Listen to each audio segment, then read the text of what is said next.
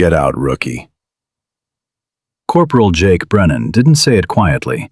He said it loud enough for every Marine in Camp Pendleton's mess hall to hear, then drove his fist into Chief Petty Officer Sarah Callahan's jaw before she could turn around. The crack echoed off cinder block walls. She went down hard, blood spreading across government-issue linoleum from her split lip. Brennan stood over her, 26 years old and convinced he owned the room. What he couldn't see was the scar behind her left ear from a Taliban fighter's knife. What he didn't know was that the 52-year-old woman bleeding at his feet had spent 18 years with DevGru, SEAL Team 6, killing people in places that don't exist on maps. If you've ever been underestimated because of your age or dismissed because of how you look, this story is for you. Subscribe now and stay until the end to see what happens when someone finally pushes back. Drop a comment with your city so I can see how far this story travels. Now let's find out what Brennan just started. Sarah tasted copper and felt her back teeth shift. The pain came sharp and immediate, but her hands didn't move toward her face. They moved toward her sides, positioning, calculating distances and angles.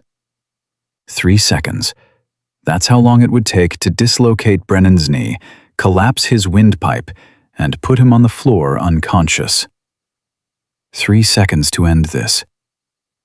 She chose not to. "You hearing me, Navy?" Brennan's voice came from above, thick with something that wanted to be authority, but sounded like fear trying to wear a uniform. "I asked you a question." Sarah pushed herself up slowly, keeping her movements deliberate. The mess hall had gone completely silent. 60 Marines stopped eating, stopped talking, stopped existing, except to watch. She could feel their eyes cataloging everything. The blood on her chin, the way she moved, whether she'd cry, or fight, or break.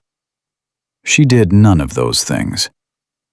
"I heard you," she said. Her voice came out level, almost gentle.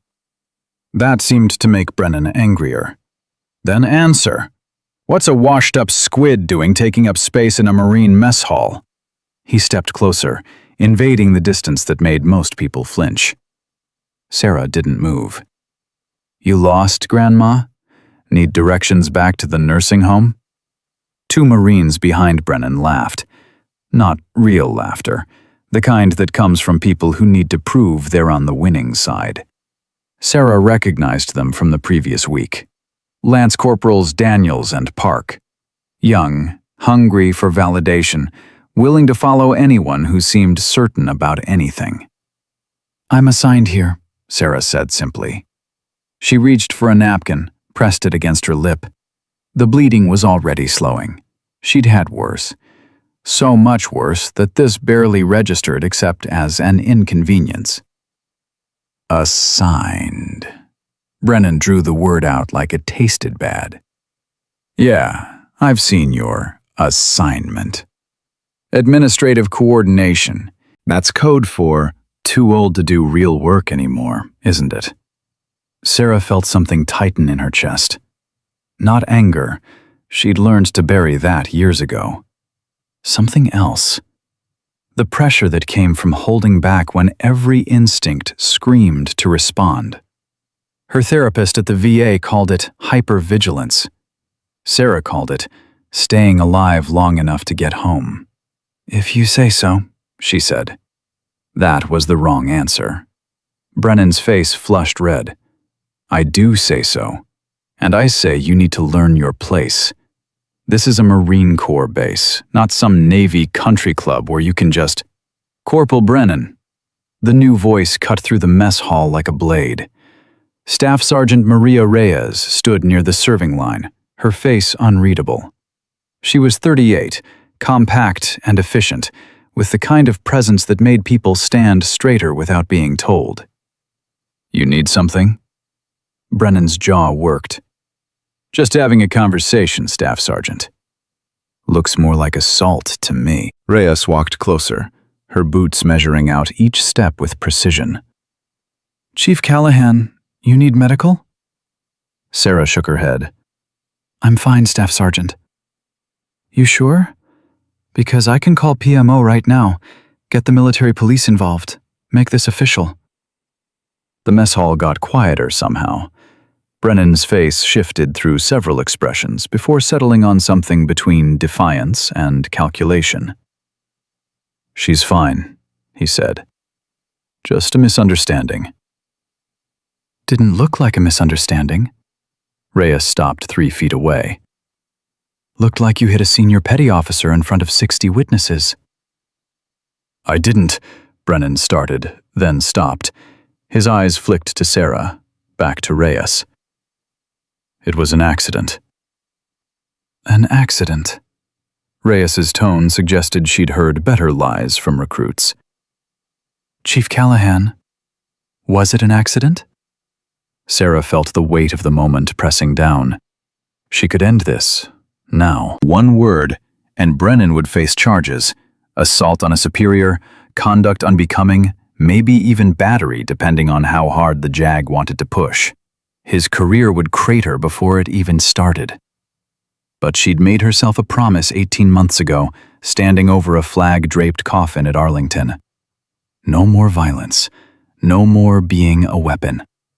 Just quiet administrative work until her 20 years were up and she could disappear completely. It was an accident, she said. Reyes stared at her for a long moment. Something passed behind her eyes. Recognition, maybe, or disappointment. You sure about that, Chief?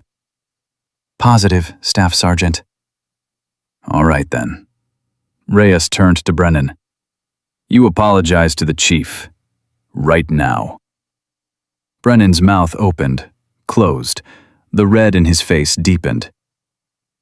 I'm sorry, he said, but the words came out mechanical, empty. He wasn't sorry. He was cornered. Better, Reyes said. Now get out of here before I change my mind about making this official. Brennan left fast, Daniels and Park trailing behind like remoras following a shark. The mess hall stayed quiet for another 10 seconds, then conversation started up again, carefully avoiding what everyone had just witnessed. Reyes sat down across from Sarah. You want to tell me why you just did that? Did what? Protected someone who deserves to have his career ended.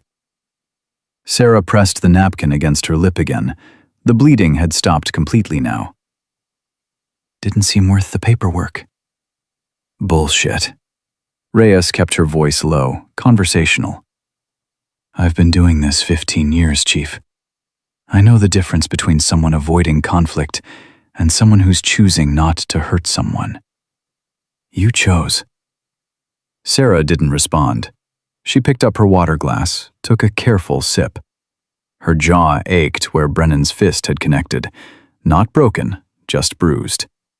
She'd reset a Marine's dislocated shoulder with worse pain than this. I did a tour in Helmand, Reyes said quietly. 2019. Worked with some Navy people attached to special operations units. They moved different than regular sailors. Had this way of watching everything without seeming to watch anything. She paused. You move like them. Sarah's hand tightened on the water glass. I work in administrative coordination. So your file says. Funny thing though, I tried to look up your previous assignments. Everything before 6 weeks ago is redacted. Whole sections just blacked out. Reyes leaned forward slightly. Why would a supply clerk need that kind of security clearance? You'd have to ask the people who wrote my file. I'm asking you. Sarah met her eyes. Reyes had good instincts, the kind that kept people alive in bad situations. She deserved honesty, but honesty meant questions Sarah couldn't answer without violating federal law and the non-disclosure agreement she'd signed in blood and consequence. I appreciate your concern, Staff Sergeant, but I'm fine. Reyes studied her face like she was reading a tactical map. Okay, she said finally. But when this blows up, and it will blow up, because Brennan's type always escalates. You come find me. Understood? Understood. Reyes left. Sarah sat alone with her cold food and the weight of every Marine trying not to stare at her. Her hands trembled slightly. Not fear, muscle memory. Her body recognized threat response, wanted to activate training that had been drilled into her across 18 years and 4 continents. She forced her hands still, breathed, counted backwards from 10 the way her therapist taught her. This wasn't Mosul. This wasn't the compound where Commander Lisa Torres had thrown herself on a grenade. This wasn't the 3-mile carry through enemy territory with Torres's body growing cold against her chest. This was Camp Pendleton, California, Tuesday afternoon. A mess hall full of Marines who didn't know who she was, or what she'd done, or why her service record read like a redacted fever dream. She needed to keep it that way. Sarah finished her water, dumped her untouched food, and walked out into harsh California sunlight. The base looked peaceful. Marines jogging past, trucks moving supplies, the normal rhythm of military life that continued regardless of individual chaos. Her phone buzzed. Text message from a number without a name. Heard about the incident. You okay? Sarah stared at the message. Only 3 people had this number. 1 was dead. 1 was the DevGru commanding officer she'd served under. 1 was the therapist at the VA who specialized in operators who couldn't talk about what they'd done. She typed back, "Fine, just a misunderstanding." The response came immediately. Misunderstandings don't leave blood on the floor. Call if you need extraction. Extraction. Military speak for getting out before things went bad. Sarah almost laughed. She'd spent 18 years extracting high-value targets from hostile territory. Now she needed extraction from a mess hall altercation with a corporal who thought muscles made him dangerous. Her father would have found that hilarious. Chief Petty Officer Daniel Callahan, original SEAL Team 6, the man who'd trained her to shoot before she could ride a bike. He'd been dead 11 years now. Heart attack in a VA parking lot, alone, still fighting wars nobody remembered. He'd taught her 3 rules. Don't trust backup that hasn't earned trust. Don't use weapons you can't maintain. Don't become something you can't turn off. She'd broken the 3rd rule in Mosul, became exactly what the mission required. And when Torres died saving her life, Sarah hadn't been able to find the off switch. Just kept operating, kept executing, kept being a weapon until the Navy quietly suggested she take administrative duties before her psyche valves became a career-ending problem. Her phone buzzed again. Different number. This one familiar. Formation tomorrow, 0800. Mandatory attendance. Commander Hayes. Commander Vincent Hayes. Former SEAL, now Marine officer doing some kind of cross-service liaison work Sarah didn't fully understand. She'd met him once during in-processing. He'd looked at her the way Reyes had, seeing something that didn't match the paperwork. Sarah pocketed her phone and headed toward her barracks. The building was mostly empty this time of day, everyone at work or training or doing the 1,000 small tasks that kept a military base functioning. She had a small room to herself, privilege of rank, and the Navy's administrative confusion about where exactly to put a chief petty officer on a Marine base. She locked the door, sat on her rack, and pulled off her uniform top. The mirror on the wall showed her reflection. 52 years old. Gray, threading through dark hair, she kept regulation short. Lines around her eyes from squinting through desert sun and night vision optics. A scar behind her left ear where a Taliban fighter had gotten too close with a knife before she'd killed him with his own weapon. And on her left shoulder blade, covered by uniform during duty hours, a Navy SEAL trident tattoo with a number beneath it. The number didn't mean anything to most people. To Sarah, it meant everything. It was the number of confirmed kills she'd accumulated across 18 years of operations that officially never happened. 73 human beings who'd stopped existing because Sarah Callahan had been better trained, better equipped, and willing to pull triggers that most people couldn't imagine pulling. She traced the tattoo with her fingers. Torres had one just like it. They'd gotten them together in Virginia Beach after their first successful mission, a compound raid in Somalia that had saved 8 American hostages from al-Shabaab fighters. Torres had said the numbers were important, not for pride, but for remembrance. Every kill was someone's son, someone's father, someone who'd made choices that led them to the moment Sarah ended their life. Forgetting them meant treating death as casual. Torres had refused to let death be casual. Then Torres had chosen death, grabbed that grenade and compressed her body around it so Sarah and 2 other operators could keep breathing. Sarah's hands shook again. She pressed them flat against her thighs, forced them still through will and practice. Her phone rang. Not a text this time, actual call. The screen showed restricted. She almost didn't answer, almost let it go to voicemail. But 18 years of operational discipline won out over civilian avoidance. Callahan? Chief. The voice belonged to Rear Admiral Catherine Marlowe, DEVGRU, Commanding Officer.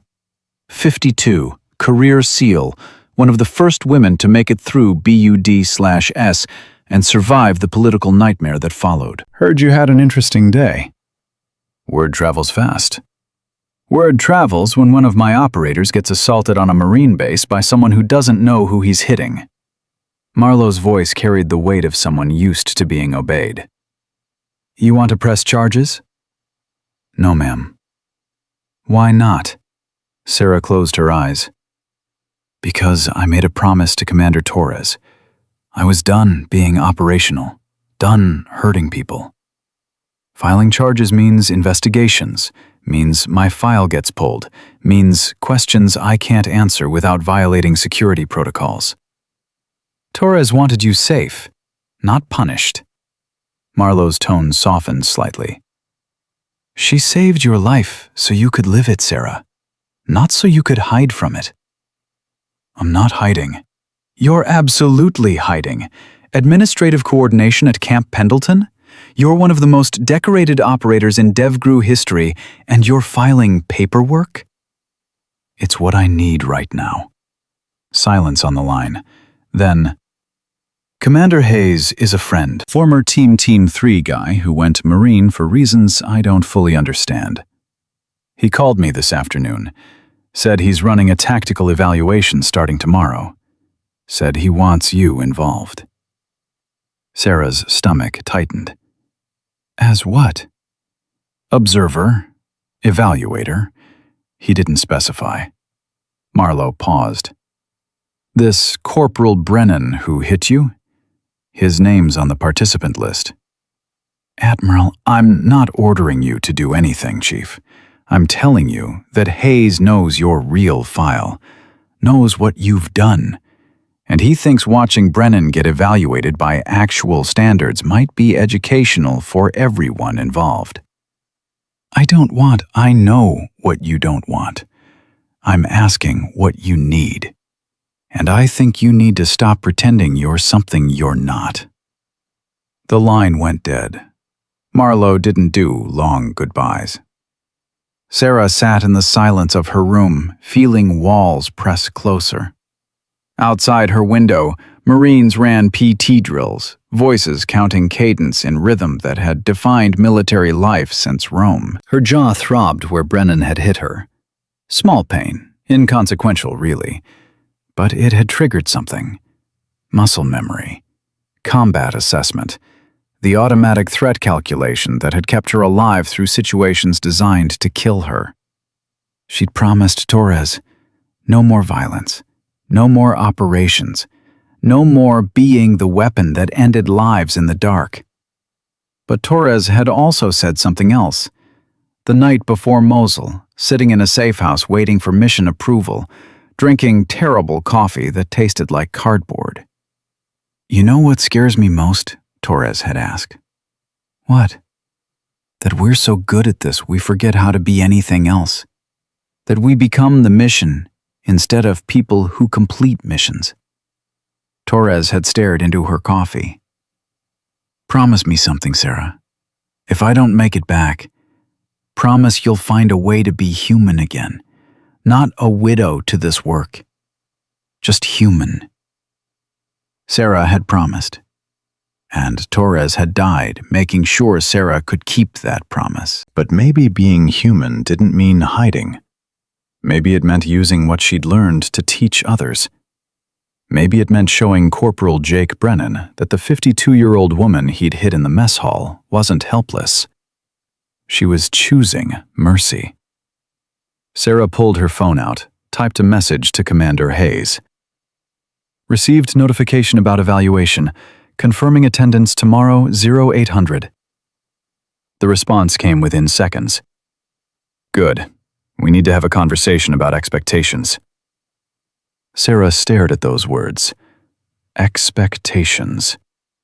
She'd spent 18 years exceeding every expectation put in front of her. Now she just wanted to exist without drowning in the weight of who she'd been. But Brennan had made that impossible. He'd hit her in front of witnesses, called her washed up, treated her like she was nothing. And tomorrow, Commander Hayes was going to create a situation where truth came to light. Sarah wasn't sure if that terrified her or relieved her.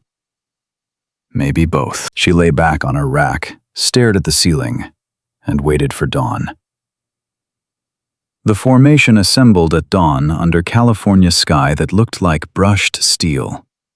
Sarah stood in the back rank, hands clasped behind her back, watching Commander Vincent Hayes pace in front of 140 Marines who'd rather be anywhere else at 0800 on a Wednesday morning. Hayes was 42, built like someone who'd spent 30 years carrying heavy things across bad terrain. He had the weathered face of a man who'd seen combat and the cold eyes of someone who remembered every second of it. When he spoke, his voice carried without shouting.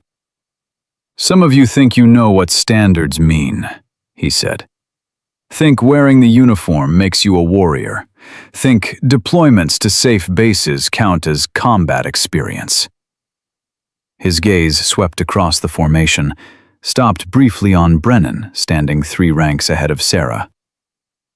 "You're wrong." Brennan's shoulders stiffened. Sarah could see the back of his neck flush red. "Starting today, we're running a 5-day tactical evaluation," Hayes continued. "Leadership assessment, combat skills, decision-making under pressure. Results go in your permanent files. Affect promotions, assignments, everything that matters to your careers." A ripple of tension moved through the formation. Marines shifted weight, exchanged glances. "I need 10 volunteers," Hayes said. "People who think they've got what it takes. People who want to prove they're more than talk." Silence. Nobody moved. Hayes smiled, and it wasn't friendly. "Corporal Brennan." Brennan's head snapped around. "Sir?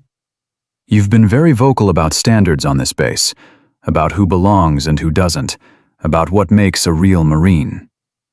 Hayes stepped closer. "So step forward and show us." Brennan's jaw worked.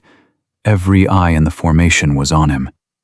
Sarah could see the calculation happening: back down and look weak, or step forward into something he didn't understand. He stepped forward. "Outstanding," Hayes said. "Who else?" 7 more Marines volunteered within seconds. All junior NCOs and senior lance corporals, all trying to prove something. Hayes counted them off, then turned toward the back ranks. "Chief Petty Officer Callahan." Sarah's stomach dropped. "Sir?" "Your personnel file indicates instructor-level qualifications in small unit tactics from previous joint training assignments." Hayes's tone was conversational, but his eyes held hers with intensity that suggested he knew exactly what those joint training assignments meant. I'm requesting you participate as both evaluator and participant." The formation went completely silent. Brennan turned, his face shifting from confusion to anger in 2 seconds flat. "Sir, with respect," Brennan started. "Did I ask for your input, Corporal?" "No, sir, but then shut your mouth." Hayes's voice didn't rise, but it cut like a blade. He looked back at Sarah. "Chief, you willing?" Sarah felt the weight of 140 Marines staring at her, felt the weight of 18 years trying to stay buried, felt the weight of Torres's voice in her head saying that hiding wasn't the same as healing. "Yes, sir," she said. "Good. Everyone else dismissed. Participants report to the staging area in 15 minutes. Full combat load. We're moving out." The formation broke. Marines scattered toward barracks and equipment lockers. Brennan walked straight toward Sarah, his face twisted with something between fury and disbelief. "What the hell are you doing?" he demanded. "Following orders, Corporal." "You're Navy. You've got no business in a Marine tactical evaluation." Sarah met his eyes. "Commander Hayes seems to think differently." "Commander Hayes doesn't know what he's doing putting a washed-up desk sailor in a field exercise. You're going to get hurt out there." "I appreciate your concern." "It's not concern." Brennan stepped closer, lowering his voice. "It's a warning. You embarrassed me yesterday, made me look bad in front of Staff Sergeant Reyes, made me apologize when you were the one out of place." His breath smelled like coffee and rage. "Whatever happens out there, whatever breaks, that's on you." Sarah felt something cold settle in her chest. Not fear. Recognition. She'd seen this before. Men who confused volume with authority, who treated apologies as weakness, who needed to hurt someone to feel strong. "Noted," she said, and walked past him toward the staging area. Gunnery Sergeant Maria Reyes was waiting near the equipment lockers, clipboard in hand. She looked up when Sarah approached. "Didn't expect to see you on the roster," Reyes said. "Makes two of us." "Hayes requested you specifically. You know him?" "Met him during in-processing. Didn't make much of an impression." Reyes studied her face. "He made enough of an impression to pull your file." "The real one, not the sanitized version." She paused. "I tried to access it this morning. Got a visit from the S2 intelligence officer telling me I didn't have clearance. You want to explain why a Navy chief's personnel file requires special compartmented information clearance?" Sarah's hands tightened on her equipment bag. "No." "Fair enough." Reyes handed her a laminated card with grid coordinates and rally points. "But whatever you are, Chief, you're not administrative coordination. And whatever happens in the next 5 days, Brennan's going to find that out." The staging area filled with participants over the next 10 minutes. 8 Marines, Sarah, and Commander Hayes, who showed up carrying a rucksack that looked like it weighed 80 pounds and moved like it weighed nothing. "Evolution 1, Hayes announced. 15-mile tactical movement, full combat load. Checkpoints every 3 miles with scenario-based problems. Simulated casualty drills, navigation tests. Time limit is 6 hours. Anyone who falls out gets documented. Anyone who quits goes back to their unit with a note in their file." He looked at each of them. "Questions?" Lance Corporal Park raised his hand. "Sir, what's the chief's role?" "Observer when I tell her to observe. Participant when I tell her to participate. Evaluator when I need evaluation." Hayes shouldered his rucksack. "Any other stupid questions?" Silence. "Good. Move out." The first 3 miles were easy. Marines settled into rhythm, boots hitting dirt in synchronized cadence. Brennan led the pack, pushing hard pace to establish dominance. Sarah stayed in the middle, matching stride without effort. Her rucksack weighed 60 pounds, standard load for operations she'd run across Afghanistan and Iraq. 15 miles was a warm-up. By mile 4, 2 Marines were struggling. Hayes called a halt at the first checkpoint, a clearing marked with orange cones. "Scenario," he announced. "IED strike. 2 casualties. One with traumatic amputation below the knee, one with suspected tension pneumothorax. Limited medical supplies. Hostile forces closing from the north. You've got 5 minutes to treat and prepare for movement. Go."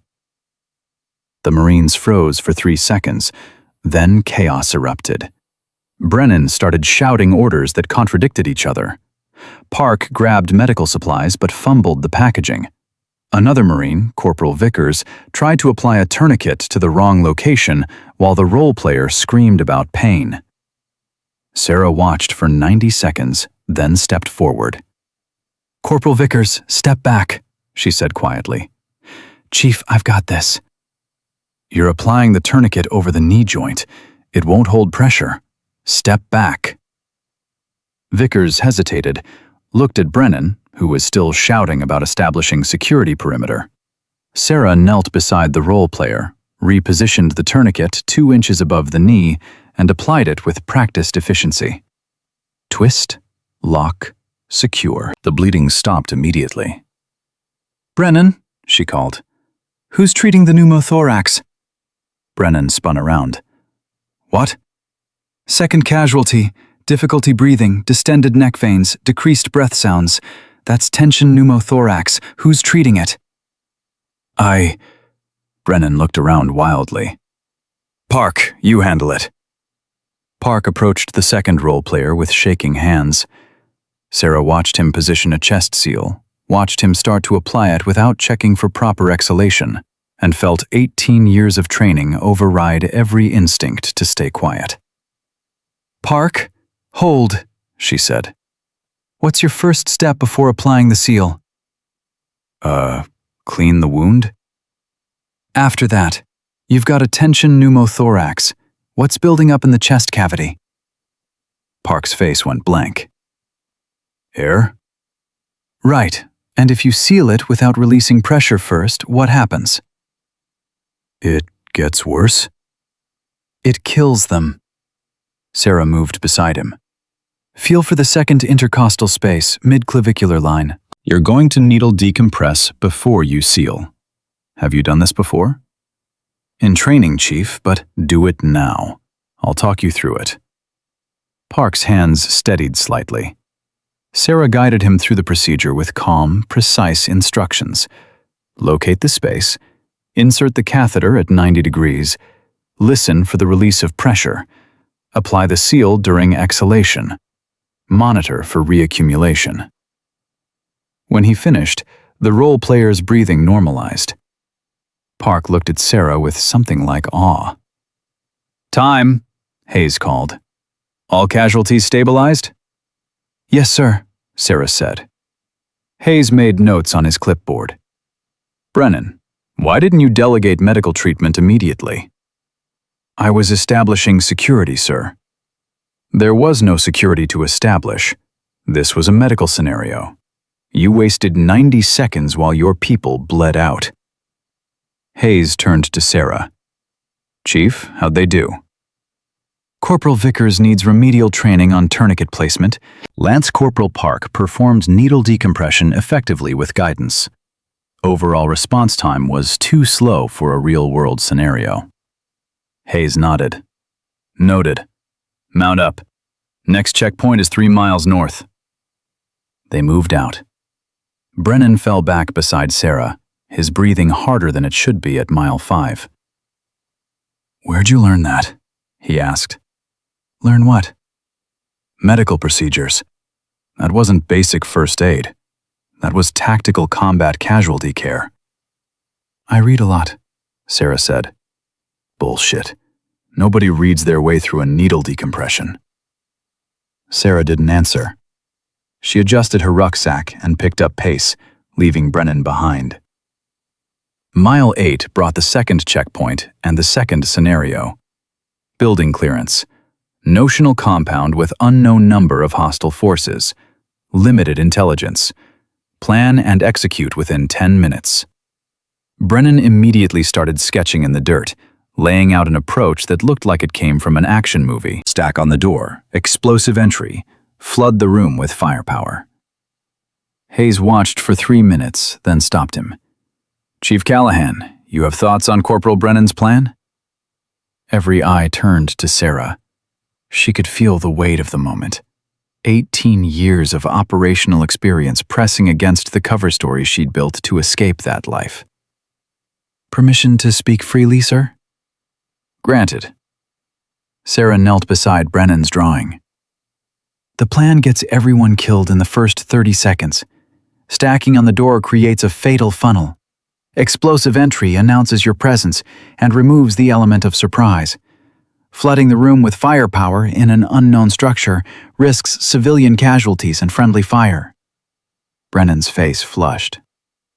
"So what would you do, Chief?" Sarah picked up a stick, started drawing. "Reconnaissance first. Identify entry points, windows, weak structures. Establish external security. Divide into 2 elements. One creates distraction on the primary entry, while the second breaches through a flanking position. Phased clearing, room to room, maintaining cover and communication throughout. Minimize exposure, maximize control." She drew firing positions, movement patterns, communication signals. Every detail came from operations she'd run in Ramadi, Kandahar, Mosul. She could see the rooms in her head, smell the cordite and fear, hear Torres's voice calling movements over the radio. When she finished, Hayes studied the drawing for a long moment. "Where'd you learn that, Chief?" "Joint training exercises, sir. Worked with Marine Force recon units in Virginia." "When?" Sarah met his eyes. 7 years ago, sir." Hayes smiled, and it was knowing. "Execute Chief Callahan's plan. Brennan, you're element leader for the primary entry. Park, you've got the flanking team. Chief, you observe and correct as needed." The execution was clumsy, but functional. Marines moved through the scenario, making mistakes Sarah corrected on the fly. Wrong angles on doorways, failure to clear corners, bunched up spacing that would have gotten them killed. But they learned fast, and by the end, the building was cleared without a single simulated casualty. Gunnery Sergeant Reyes pulled Hayes aside during the debrief.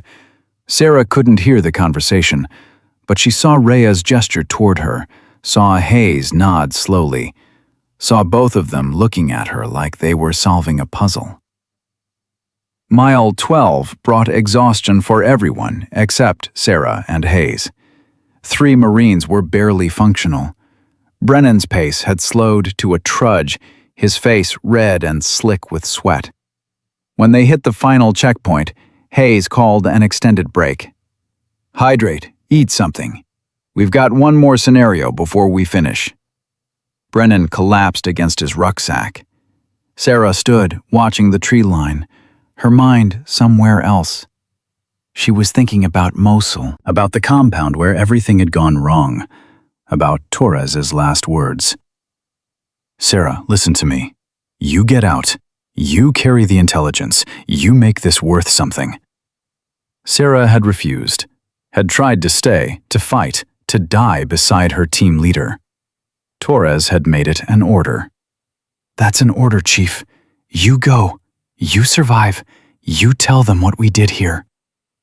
Then Torres had grabbed the grenade, compressed her body around it, and disappeared in fire and pressure and the sound that haunted Sarah's dreams 18 months later. "Chief." Sarah blinked. Hayes stood beside her. "You good?" "Yes, sir." "You sure? Because you looked like you were somewhere else just now." Sarah forced herself back to the present. "Just thinking about the final scenario, sir." "Uh-huh." Hayes didn't look convinced. "How's your jaw?" "My jaw?" "Corporal Brennan hit you yesterday in the mess hall. Staff Sergeant Reyes filed an incident report. I read it this morning." Sarah's stomach tightened. It was an accident, sir. That's what you told Reyes. I'm asking you directly. Was it an accident? The question hung between them. Sarah could lie, maintain the story, keep everything buried, or she could tell the truth and watch everything she'd built over the last 6 weeks collapse. No, sir, she said quietly. It wasn't an accident. Hayes nodded once. Why didn't you defend yourself? Because I made a promise to someone who died saving my life that I'd stop being a weapon. The words came out before Sarah could stop them. Hayes's expression didn't change, but something shifted behind his eyes. Understanding, maybe, or recognition. Commander Torres, he said.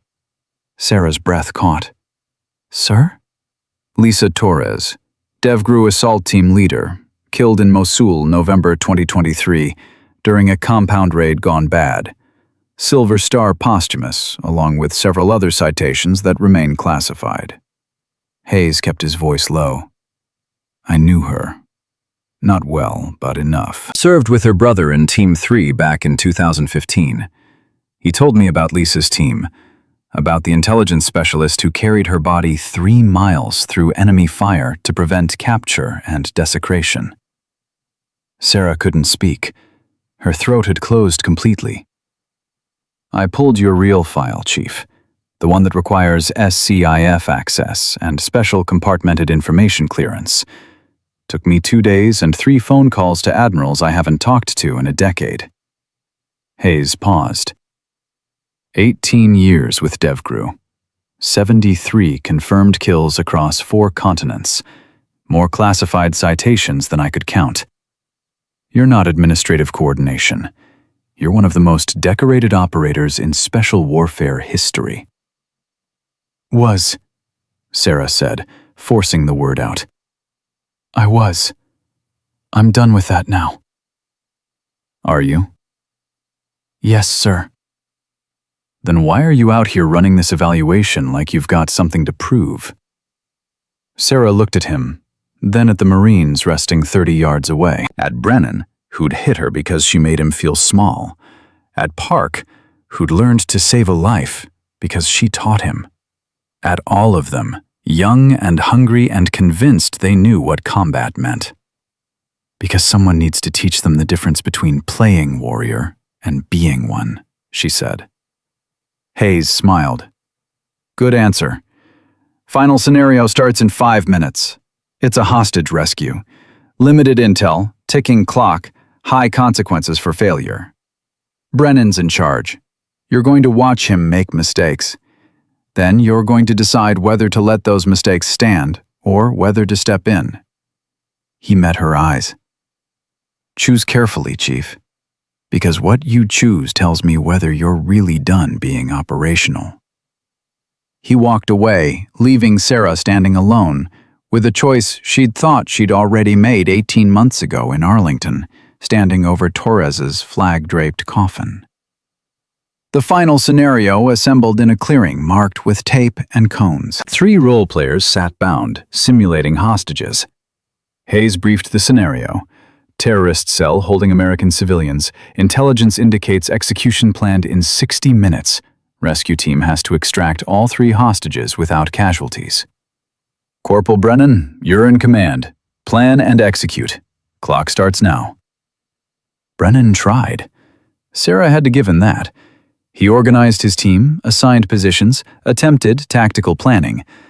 But panic crept into his decisions. He kept changing the plan mid-execution, confused speed with urgency, forgot basic principles like establishing security before entering the kill zone. At minute 30, Sarah watched him send 2 Marines into a crossfire position that would have gotten them killed immediately. She opened her mouth to correct him, then stopped. This was the choice Hayes had given her. Step in and be the operator she'd been for 18 years, or stay quiet and let Brennan fail on his own. Torres's voice whispered in her memory, "You survive. You make this worth something." Making it worth something meant teaching, meant using what she'd learned so others didn't have to learn it the hard way. Sarah stepped forward. "Brennan, stop." He turned, fury and relief fighting across his face. "Chief, I've got this." "No, you don't. Your 2 Marines are walking into a fatal funnel. Pull them back." "They're establishing entry position. They're establishing a body count. Pull them back, now." Brennan hesitated, then called his Marines back. Sarah moved to the front, her training taking over like breathing. "Listen, hostage rescue is about control, not speed. You control the approach, you control the entry, you control the room. Park, your primary entry with me. Vickers, your security. Everyone else maintains external perimeter." She sketched positions in dirt, moving on instinct drilled into her across 100 similar operations. "We move in phases. Breach, clear, secure. No heroics, no improvisation. By the numbers." They executed her plan. It worked flawlessly. All 3 hostages extracted, 0 casualties. Textbook precision. When it finished, the Marines stood breathing hard, looking at Sarah like they'd seen something they couldn't quite name. Hayes made notes on his clipboard. Gunnery Sergeant Reyes stood beside him, her expression unreadable. "Mount up," Hayes said. "Final 3 miles back to base. Move out." They walked in silence, exhaustion settling over everyone like weight. Sarah's mind was somewhere else. She'd crossed a line, stopped hiding, started teaching, used skills she'd promised to bury. Torres would have approved, Sarah knew that. But knowing didn't make it easier. They reached base as the sun set, turning California sky the color of blood and promise. Hayes dismissed the Marines with orders to report tomorrow at 0800 for day 2. As the formation broke, Reyes approached Sarah. "There's someone here to see you," she said quietly. "Who?" "Didn't give a name, just said to tell you she'd flown in from Coronado and doesn't have much time." Sarah's stomach dropped. Coronado. Naval Special Warfare Command. Only one person would fly from Coronado to see her.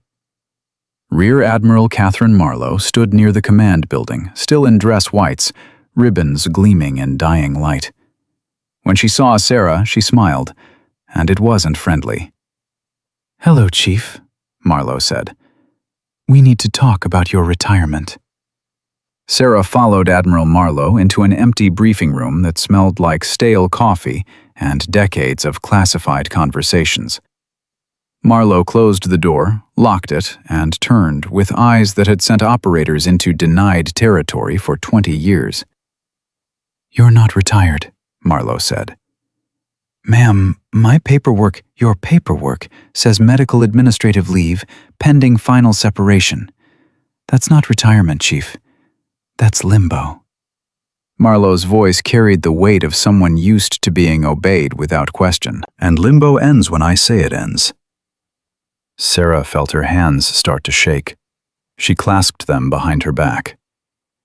"I served 18 years. I did my time. I kept my promises." "You kept half your promises. You survived Mosul. You got the intelligence out. You prevented the attack on Kabul that would have killed 200 Americans." Marlowe stepped closer.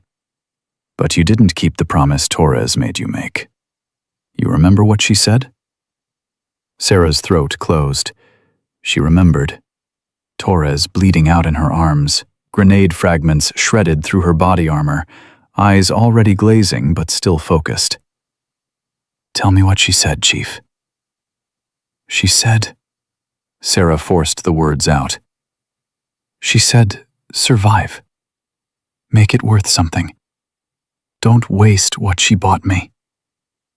"And hiding at Camp Pendleton filing paperwork is making it worth something?" "I'm not hiding."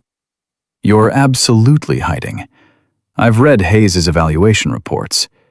You ran that hostage scenario like you were back in Ramadi. Taught those Marines procedures they don't teach at infantry school. Showed competence that only comes from doing it for real, in places where mistakes mean body bags." Marlowe's expression softened slightly. Torres died so you could live, Sarah. Not so you could pretend to be someone you're not. Sarah felt something crack in her chest. I can't do this anymore. Can't operate, can't be the weapon. Every time I close my eyes, I see her grabbing that grenade. See her body coming apart. See myself carrying what was left through 3 miles of hell because I couldn't leave her for them to desecrate. I know. You don't know. You weren't there. You didn't watch your team leader choose death so you could breathe. Didn't spend 72 hours wondering if dawn would come or if you'd die in some compound that doesn't exist on any map. Marlo was quiet for a long moment. Then she said, Operation Phantom Blade, November 2023. Mosul Compound Raid. 8-person DevGru element inserted to eliminate HVT coordinating attacks against U.S. forces. Mission compromised when local militia surrounded the compound. Your element leader, Commander Lisa Torres, made tactical decisions that saved 4 operators, including you. She received the Navy Cross posthumously.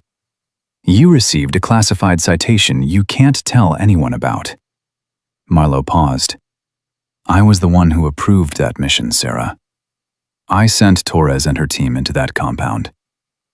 So yes, I do know. Sarah's legs felt weak. She sat down hard in a chair that scraped against linoleum. The evaluation continues tomorrow, Marlo said. 48-hour field exercise. No sleep, continuous operations. Commander Hayes designed it specifically to test decision-making under extreme stress. He's going to push those Marines until they break. Why are you telling me this? Because he's going to push you, too. And when you break, and you will break, Sarah, everyone breaks eventually, the truth about who you are comes out. Your real service record, your real experience, everything you've been hiding for 6 weeks. Marlo's voice gentled. I'm giving you a choice. Walk away now, submit your retirement paperwork, disappear into civilian life, and spend the next 40 years wondering if you wasted what Torres bought you. Or stay. Finish the evaluation. Let those Marines see what an actual operator looks like. Then come back to Coronado and teach the next generation how to survive. I can't teach. I'm broken. You're not broken. You're grieving. There's a difference. Marlo moved toward the door. Hayes starts the exercise at 0400. You've got 8 hours to decide whether you're done hiding. Choose carefully, Chief. Because Torres is watching. And she didn't die so you could quit. Marlo left. Sarah sat alone in the briefing room with fluorescent lights humming overhead and ghosts pressing close. She didn't sleep that night, just lay on her rack staring at ceiling tiles while her mind replayed Mosul on endless loop. Torres's voice on the radio calling contacts. The compound walls closing in as militia forces surrounded them. Ammunition running low, water running out. 60 hours becoming 70. Then 72, waiting for extraction that kept getting delayed because air support couldn't get through enemy air defenses. Then the final assault. Militia fighters breaching the compound, Torres grabbing the grenade someone had thrown. Torres's eyes meeting Sarah's. Torres saying 3 words that still echoed 18 months later. Go. That's orders. Sarah rolled out of her rack at 0330, pulled on her uniform and walked through darkness toward the staging area. Commander Hayes was already there, looking like he hadn't slept either. Didn't think you'd show, he said. Almost didn't. What changed your mind?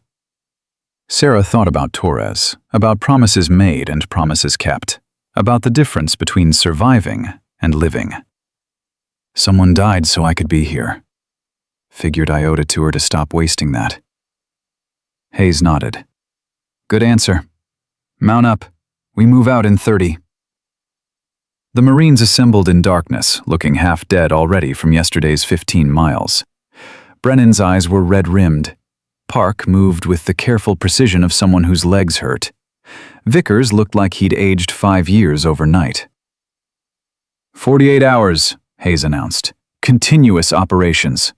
Navigation exercises, tactical problems, simulated combat scenarios. No stopping except for scenario execution. No sleep. Limited water and food. You fail, you go home. You quit, it goes in your record. He looked at each of them. This is where we separate people who talk about being warriors from people who actually are. Questions? Silence. Outstanding. First objective is 8 miles northeast. Move out. They moved through darkness with red lens flashlights and exhaustion already settling into bones. Sarah stayed in the middle of the formation, her body running on autopilot built from 18 years of operations where staying awake meant staying alive. By hour 6, Brennan started making mistakes, small ones at first, wrong heading on the compass, miscalculated distance. Hayes corrected him without comment, just marked notes on his clipboard that would follow Brennan through his career. Hour 12 brought the first scenario. Simulated ambush. Role players with blank ammunition opened up from a tree line. Marines scattered, tried to establish security, failed basic contact drills. Sarah watched Brennan freeze, watched him forget every procedure he'd been taught, watched panic override training. "Corporal Brennan," Hayes called over the gunfire. "What's your first action?" Brennan's mouth opened, closed. His hands shook on his rifle. "Brennan, answer the question." Return fire, sir?" "Wrong. First action in an ambush is..." Silence. Sarah couldn't watch this anymore. "Get off the X," she said quietly. "Break contact, move to covered position, then return fire." Hayes looked at her. "Chief Callahan just saved your life, Brennan. Remember that." The scenario ended. They moved out immediately, no rest, just relentless forward movement through terrain that wanted to break them. Hour 18, Sarah started seeing things that weren't there. Torres walking beside her, the compound walls materializing between trees, muzzle flashes that belonged to a different firefight in a different country, 18 months dead and buried. She forced her eyes forward, controlled her breathing, counted steps until the ghosts receded. Hour 24 brought another scenario. Building clearance in darkness, limited intel. Brennan tried to take charge again, his judgment deteriorating with exhaustion. He sent Marines into crossfire positions, forgot to establish security, made decisions that would have gotten people killed. Park pulled Sarah aside. "Chief, he's going to get us hurt. Then take command." "I can't. He outranks me." "You think rank matters when people are dying?" Park stared at her. "You've done this before, for real, haven't you?" Sarah didn't answer. She moved to the front, intercepted Brennan before he could give another dangerous order. "Stand down," she said. "Chief, this is my scenario, and you're failing it. Stand down or I'm calling Endex and telling Commander Hayes you're combat ineffective." Brennan's face twisted with rage and humiliation. "You don't have authority." "I have the authority of someone who's actually cleared buildings with live enemies shooting back. Now stand down." He stepped back. Sarah took over, ran the scenario with precision that came from doing it in Ramadi and Kandahar and Mosul. The Marines executed flawlessly under her direction. When it finished, they looked at her with something approaching reverence. Gunnery Sergeant Reyes approached during the debrief. "Chief, can I ask you something?" "Depends on the question." "How many times have you done that for real?" Sarah met her eyes. "I don't know. I stopped counting after 20. Reyes's expression shifted. "You're DevGru, aren't you?" Before Sarah could answer, Hayes called them back to formation. "Mount up. Next objective is 6 miles west. Move." Hour 30 brought hallucinations. Sarah saw Torres clearly now, walking beside her, talking in that calm voice she'd used during operations. "You're doing good, Sarah. Teaching them right. Making it worth something."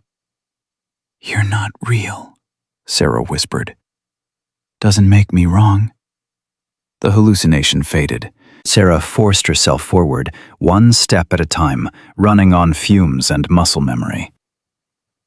Hour 36. Brennan collapsed, just stopped walking, sat down hard, stared at nothing. Hayes called a halt. "Corporal Brennan, on your feet!" Brennan didn't move. His eyes were glazed, unfocused. "Brennan, that's an order." "Can't, sir. Can't do this anymore." Hayes made a note on his clipboard. "You're combat ineffective. Return to base. Staff Sergeant Reyes will escort you." "No." Brennan's voice cracked.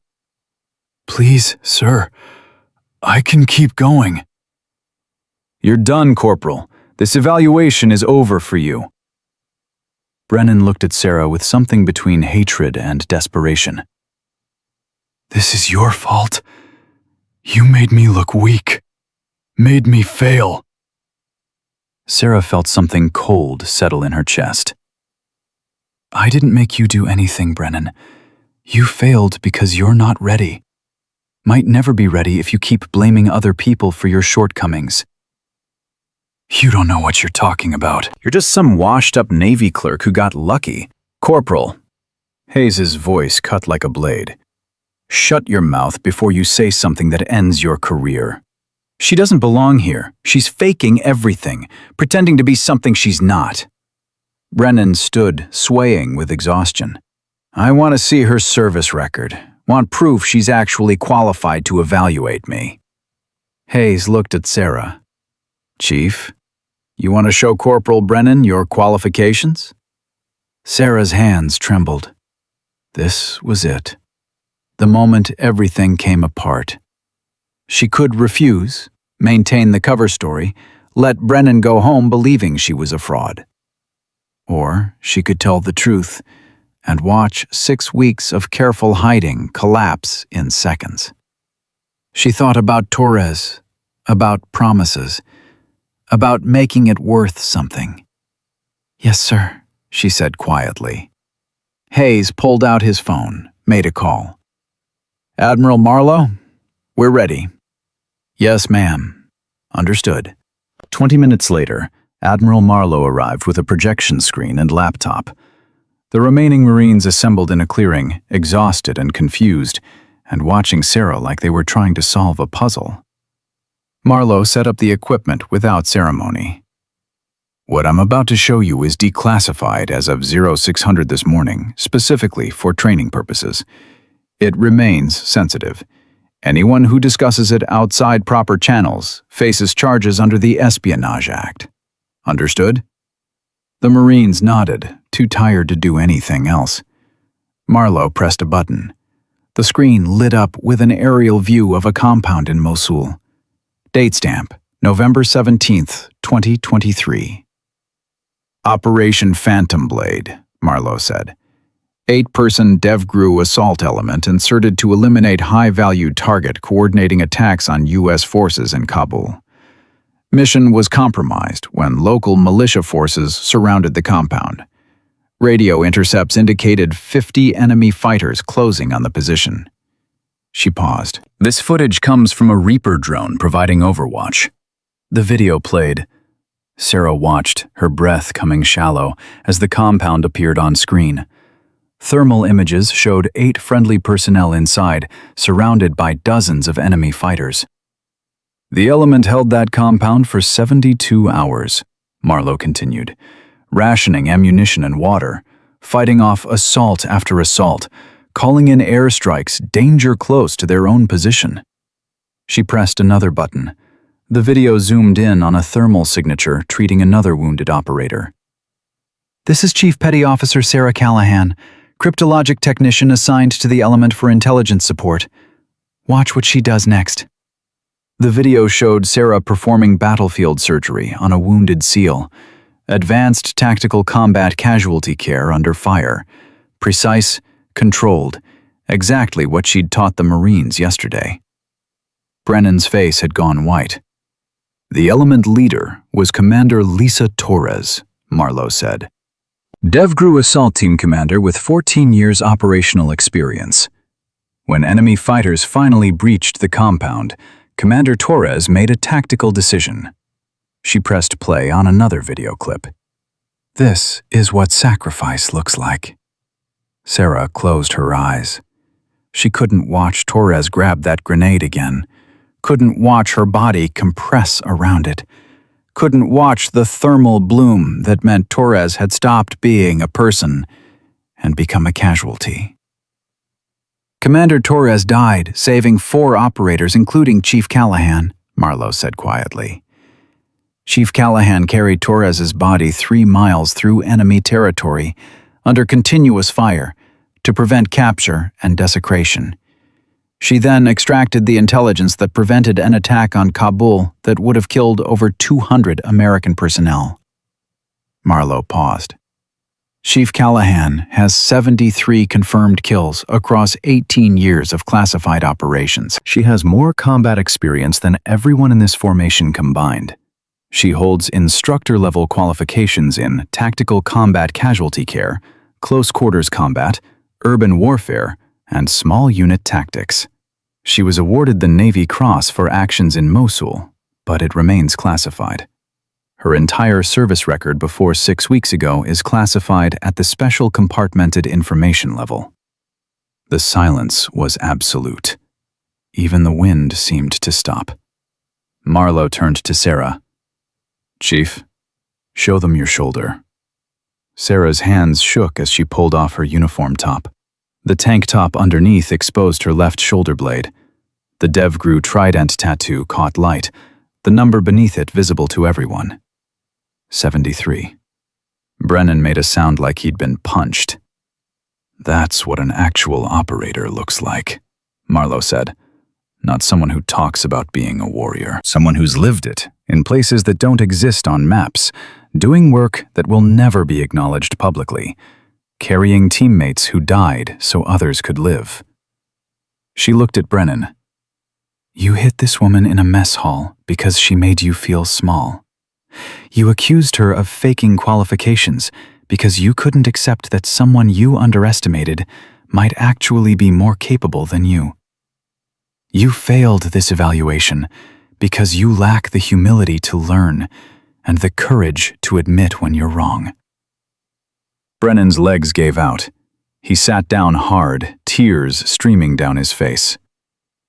Sarah pulled her uniform back on with shaking hands. She could feel every eye on her, could feel the weight of 18 years pressing down, no longer hidden, no longer deniable. "Chief Callahan," Marlowe said, "I'm offering you a position at Naval Special Warfare Center Coronado, training instructor for the next generation of SEAL operators.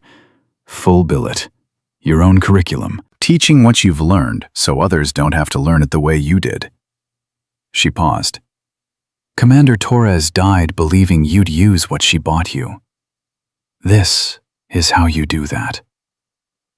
Sarah looked at the Marines watching her, at Park, who'd learned to save lives because she taught him, at Vickers, who'd corrected his mistakes because she showed him how, at Brennan, broken and humiliated, and maybe finally understanding what strength actually meant.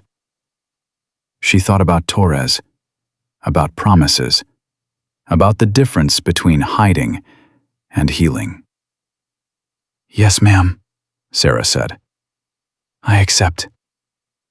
Marlowe smiled. "Outstanding. Report to Coronado in 2 weeks. I'll have your orders processed by Friday." She turned to Hayes. "Commander, finish your evaluation. I've got a flight to catch." She left. The Marines stood in silence until Hayes finally said, "Mount up. We've got 18 more hours. Move out." They moved. Sarah walked beside Park, who kept glancing at her like she might disappear. "Chief," he said quietly. "Yeah? Thank you. For teaching us. For not giving up on us even when we didn't know what you were." Sarah felt something loosen in her chest. Something that had been tight since Mosul, since Torres, since the 3-mile carry through hell. "You're welcome," she said. Hour 40, Sarah's hallucinations returned, but this time Torres was smiling. "Told you," Torres said. "Make it worth something. You're doing that now." "I'm trying." That's all anyone can do. Try, survive, teach. Make the next generation better than we were. "I miss you." "I know. But I'm not really gone, Sarah. I'm in every life you save by teaching them right. Every operator who comes home because you showed them how. That's what I bought. That's what you're giving back." The hallucination faded. Sarah kept walking, one foot in front of the other, carrying Torres forward into whatever came next. Hour 42 brought the final scenario, and Hayes made it brutal. Hostage rescue in darkness, with multiple casualties, limited ammunition, hostile forces closing from 3 directions. The remaining Marines were barely functional. Park's hands shook so badly he could barely hold his weapon. Vickers kept blinking like he was trying to wake himself from a nightmare that wouldn't end. "You've got 15 minutes, Hayes said. 3 hostages, 8 hostile forces, unknown number of civilians in the structure. Plan and execute. Chief Callahan, you're in command." Sarah's exhaustion evaporated. Command meant responsibility, meant lives depending on decisions she made, meant being the operator she'd tried to bury for 6 weeks. Her hands steadied, her vision cleared. 18 years of training took over like breathing. "Park, your primary entry with me. Vickers, external security. You two," she pointed at the remaining Marines, corporals whose names she'd learned during the march. "Flanking positions, north and south. We breach in phases." "I call the movements. Nobody deviates. Nobody improvises. Questions?" "No, Chief." "Good. Move." They executed with precision, Sarah-shaped through verbal commands and hand signals. Every movement was controlled, deliberate, exactly as she'd done it in Ramadi when Torres was still alive, and missions still made sense. The hostages were extracted without casualties. The scenario ended in 12 minutes. Hayes made notes, his expression unreadable. "That's how it's done. Chief, where'd you learn to run an operation like that?" Sarah met his eyes. "Ramadi, 2019. Similar scenario. 4 hostages, 12 hostile forces. We got 3 hostages out alive. Lost one to a sniper we didn't see until too late." The Marines stared at her. Park's mouth hung open. "You lost someone?" he asked quietly. "Lost a lot of someones over 18 years. You don't forget them. You carry them. You make their deaths mean something by teaching others how to survive." Sarah's voice cracked slightly. "That's the job. Not just completing missions. Making sure the next generation learns from your mistakes instead of making their own." Hayes checked his watch. 6 hours remaining. Mount up. Final push to extraction point. Move out. They walked through darkness that felt heavier now, weighted with exhaustion and truth.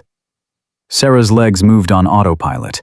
Her mind drifted to Arlington, to Torres's funeral, to the moment she'd decided to stop being operational.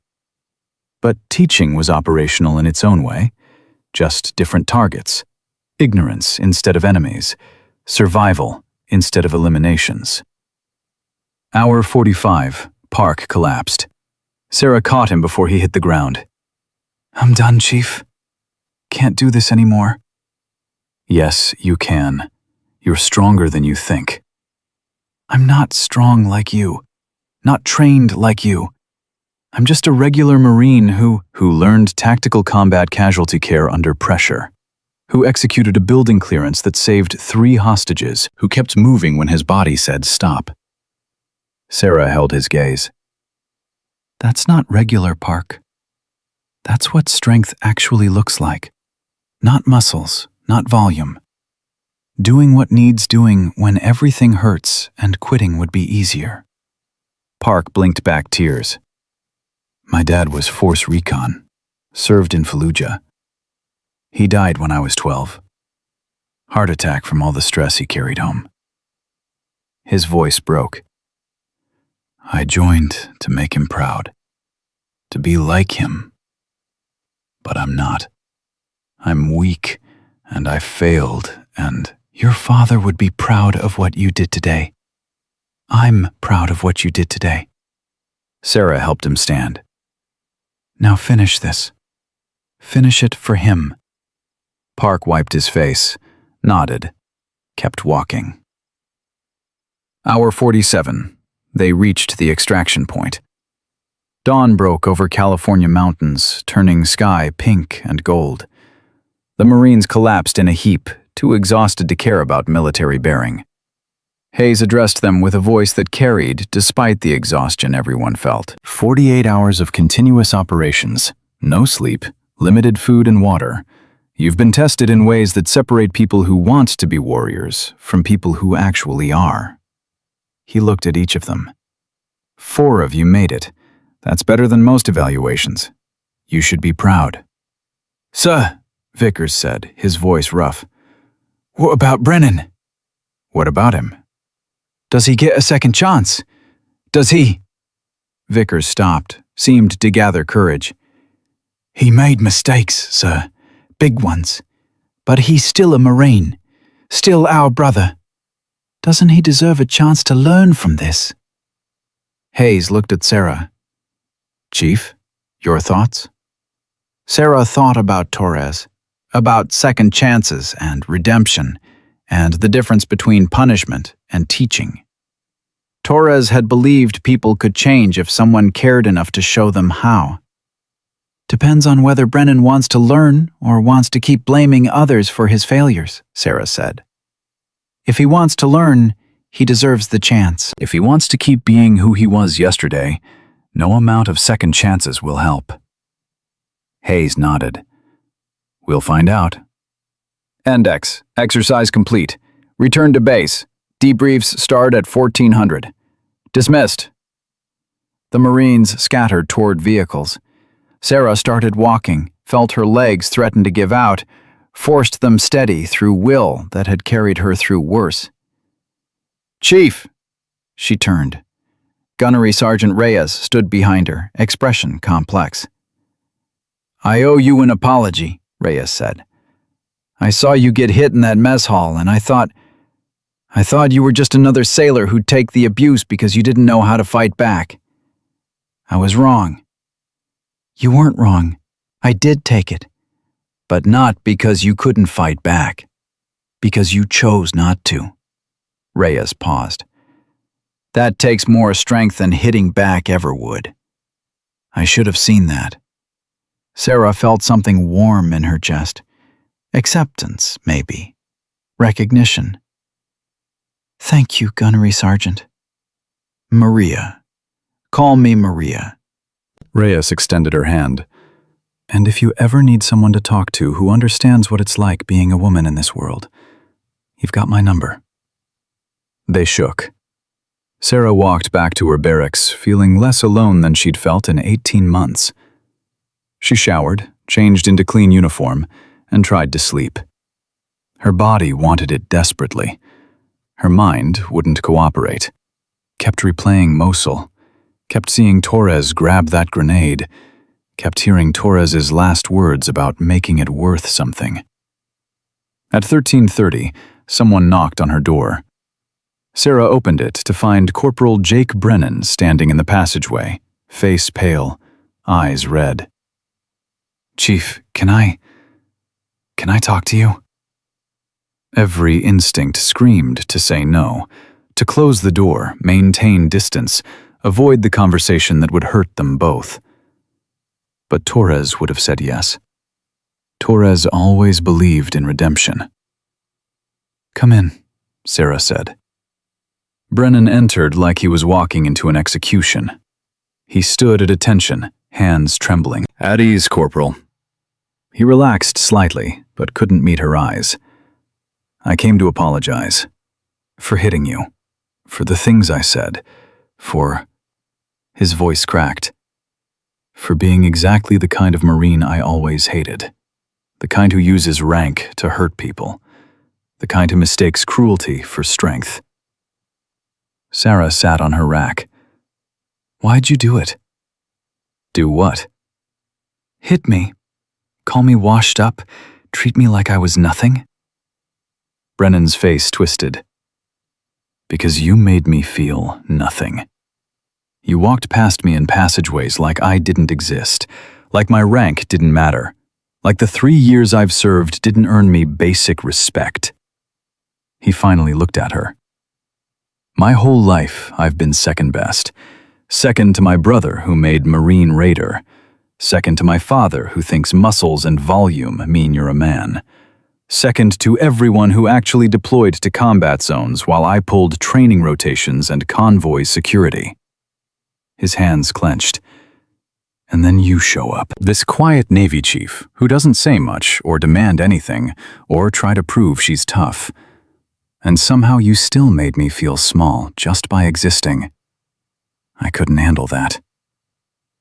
Sarah understood. God help her, she understood completely. "You know what Commander Torres told me once?" "No, ma'am." "She said the people who are actually dangerous don't need to prove it. Don't need to yell or threaten or hurt others to establish dominance.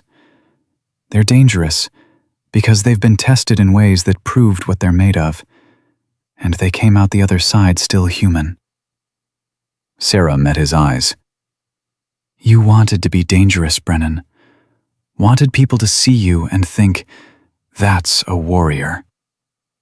But you went about it wrong. Being a warrior isn't about hurting people weaker than you. It's about protecting people who can't protect themselves. About making hard choices under pressure. About maintaining humanity when circumstances make it easier to be a monster." Brennan's shoulders shook. I failed the evaluation. Failed myself. Failed what being a Marine is supposed to mean." "You failed one evaluation. That's not the same as failing permanently." Sarah stood. "You want to know what happens next?" "What?" "You submit a formal written apology to me through official channels. You request remedial training in leadership and tactical decision-making. You stop blaming others for your shortcomings and start doing the work to become better." She paused. "And then, if you mean what you're saying right now, you submit a package for Marine Raider selection. Not to prove anything to your brother or father, to prove something to yourself." Brennan's eyes widened. "You think I could make it?"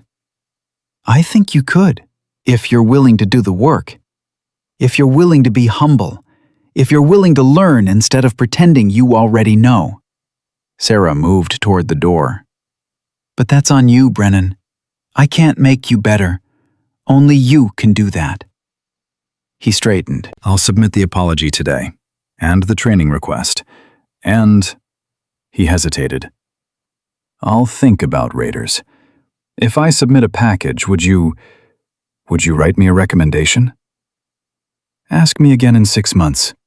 Show me you've changed. Show me you've done the work. Then maybe." "Yes, Chief. Thank you, Chief." He left. Sarah closed the door and sat heavily on her rack. Her hands were shaking again, but this time not from fear or rage or exhaustion. From something else. Hope, maybe. The possibility that Torres's death had bought more than just Sarah's survival. Had bought chances for people like Brennan to become better. The debrief at 1400 was straightforward. Commander Hayes reviewed the evaluation results, documented performance ratings, made recommendations for future training. When he finished, he asked Sarah to stay behind. Admiral Marlowe called, Hayes said once the room cleared. Your orders to Coronado are processed. Report date is 2 weeks from Monday. You'll be teaching advanced tactical combat casualty care, close quarters combat, and small unit tactics to Bud/S candidates and newly assigned team members. Sarah's stomach tightened. That's a lot of responsibility, sir. You've earned it.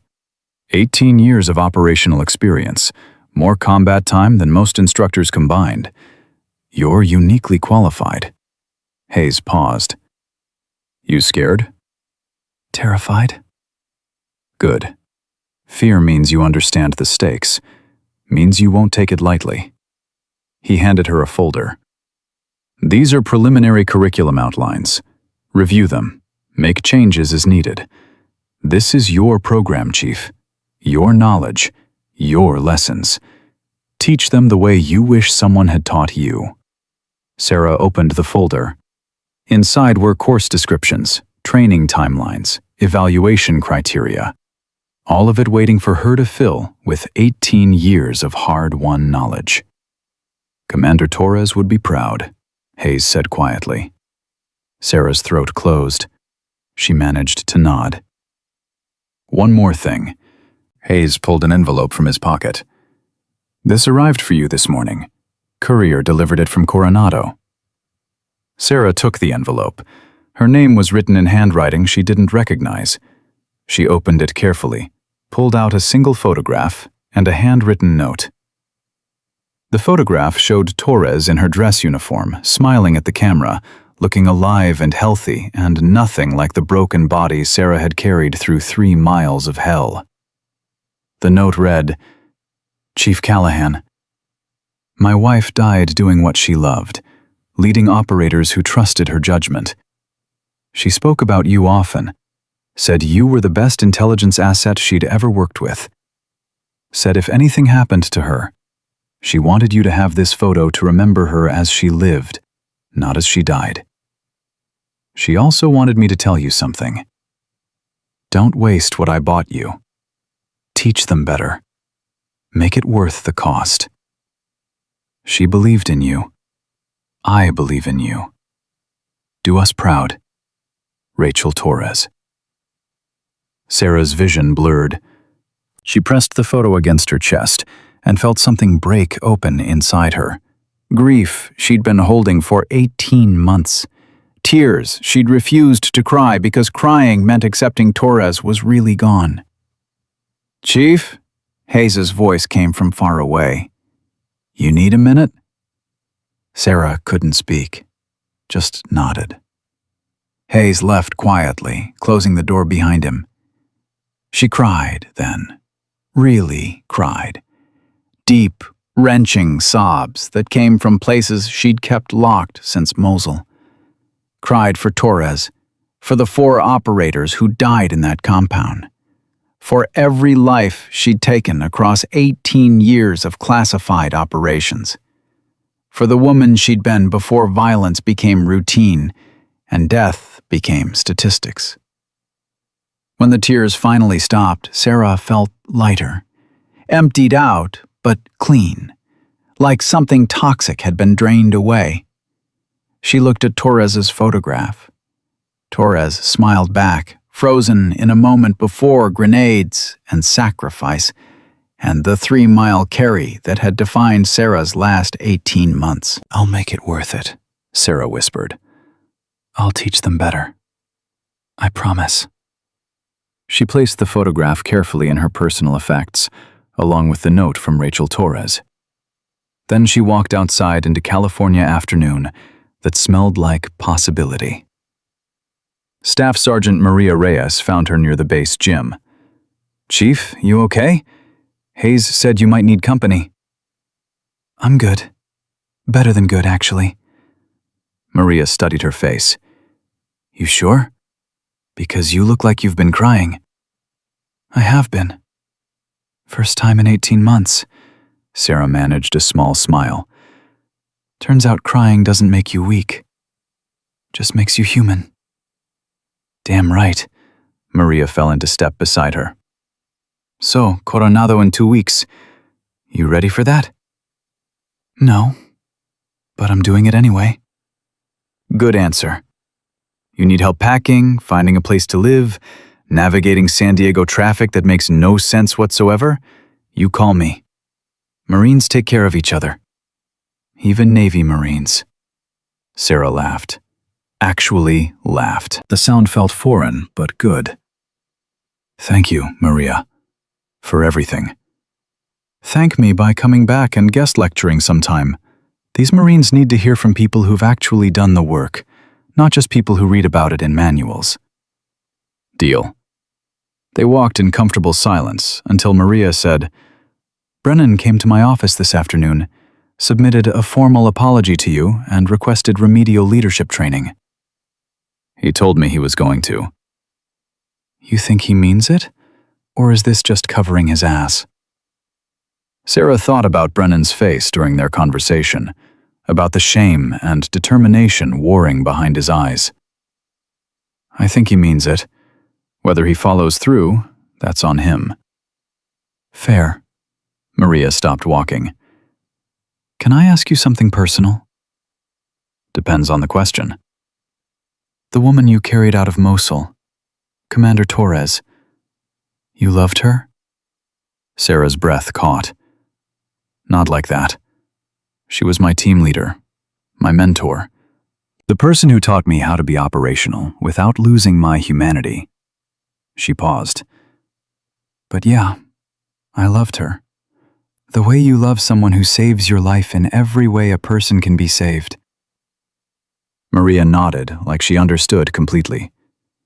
Then honor her by being for your students what she was for you. Teach them, protect them, show them how to survive and stay human. That's the best memorial you can give her. Sarah felt tears threatening again. She blinked them back. That's exactly what I'm going to do. Her phone buzzed. Text message from Admiral Marlowe. Housing secured in Coronado. Base billeting. Senior enlisted quarters. Move-in ready. See you in 2 weeks, Chief. Don't be late. Sarah typed back. Wouldn't dream of it, ma'am. 2 weeks. 14 days to close out Camp Pendleton, pack 18 years of memories into boxes that couldn't hold the weight, and prepare to become something new. Not a weapon, not administrative coordination hiding from the past. An instructor, a teacher, someone who'd transform pain into purpose and survival into lessons. Torres would have approved. Sarah looked at California sky turning pink with sunset and felt something she hadn't felt in 18 months. Not quite peace, that would take longer, but direction, purpose. The beginning of understanding what Torres had bought with her life. Not just Sarah's survival, the survival of every operator Sarah would teach. Every life saved because Sarah had learned the hard way and passed that knowledge forward. That was worth a grenade, worth a 3-mile carry, worth 18 months of grief and hiding and trying to be someone she wasn't. 2 weeks until Coronado. 2 weeks until she stopped hiding and started teaching. 2 weeks until she honored Torres properly. Sarah walked back to her barracks, packed her sea bag, and started preparing for the life Torres had died to give her. The package arrived on Sarah's final morning at Camp Pendleton. No return address, just her name written in block letters on brown paper that felt heavier than it should. She opened it carefully, standing in her mostly empty barracks room with packed sea bags waiting by the door. Inside was a black combat knife in a leather sheath. Torres's knife. The one Torres had carried through 14 years of operations, the one she'd used to cut through zip ties in Mogadishu and breach doors in Kandahar, and do 100 other things Sarah had witnessed across 6 years of working together. A note fell out, handwritten on paper that looked like it had been folded and unfolded many times. Chief Callahan, Lisa made me promise to give you this when you were ready to honor her properly. Not by hiding, not by grieving, by teaching. I think you're ready now. She always said the knife wasn't about killing. It was about cutting through what didn't matter to reach what did. Use it to teach them that. Rachel. Sarah's hands shook as she pulled the knife from its sheath. The blade was scratched, worn, marked by years of hard use. Torres had sharpened it obsessively, always said a dull blade was more dangerous than no blade at all because it gave false confidence.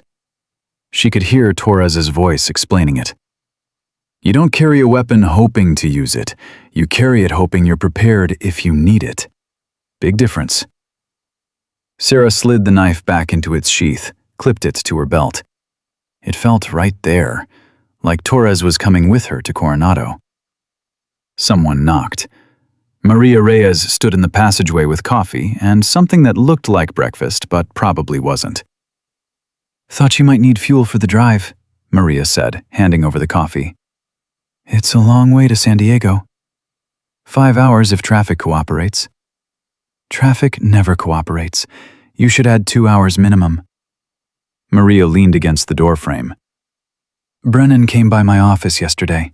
Submitted his package for Marine Raider selection. Sarah's eyebrows rose. He actually did it? Actually did it. Included a letter explaining why he wanted to try. Talked about learning humility from a Navy chief who showed him what real strength looked like. Maria paused. He asked if I thought he had a chance.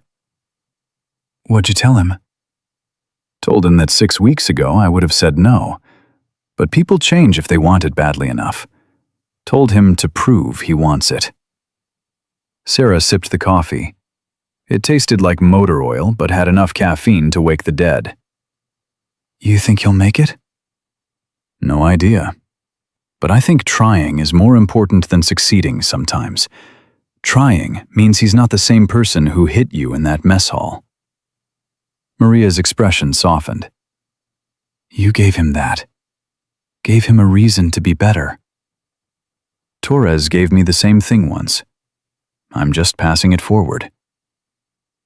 They stood in comfortable silence until Maria said, You should get moving. Marlowe doesn't strike me as someone who tolerates late arrivals. You're not wrong. Sarah grabbed her sea bags, felt the weight of 18 years packed into canvas and regret. Thank you, Maria, for seeing me when I was trying not to be seen. Thank you for teaching these Marines what the word warrior actually means. Maria extended her hand. Sarah shook it, felt the grip of someone who understood combat in ways that couldn't be explained to people who'd never experienced it. The drive to Coronado took 6 hours through California traffic that made no sense. Sarah spent most of it thinking about Torres, about Mosul, about the choice to stop hiding and start teaching. By the time she reached Naval Special Warfare Center, her hands had stopped shaking and her breathing had steadied. Admiral Marlowe met her at the billeting office. Chief, you're early. Traffic was lighter than expected, ma'am. Good. Come with me. I want to show you something before you get settled. Marlowe led her across the compound to a building that looked newer than the others. Inside was a memorial wall covered with photographs. Fallen operators from every SEAL team, every conflict, every operation that had cost lives in service to missions most Americans would never know existed.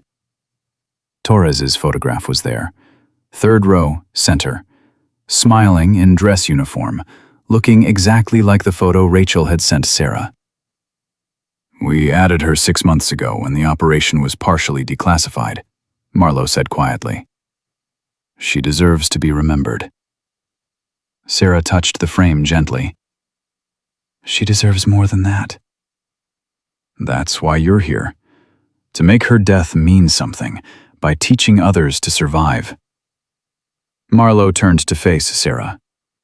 Your first class starts tomorrow morning. 30 candidates, fresh from BUD/S. Young, cocky, convinced they're invincible because they made it through the hardest training in the military. She paused. Your job is to show them they're not invincible. They're just prepared. And preparation only works if they're humble enough to keep learning. Sarah's stomach tightened. What if I can't do this? You can. You've been doing it for 18 years, teaching operators to survive in denied territory. This is the same thing, just different environment. Marlowe's expression softened slightly. Torres believed in you. I believe in you. Now you need to believe in yourself. That night, Sarah lay in her new quarters, staring at unfamiliar ceiling and thinking about the 30 candidates she'd meet tomorrow. Thinking about Brennan and Park and all the Marines she'd taught during the evaluation. Thinking about whether teaching was enough to balance 73 lives taken across 18 years of classified operations. Torres's voice whispered in her memory. Killing doesn't define you. What you do after, that's what matters. Sarah closed her eyes and waited for dawn.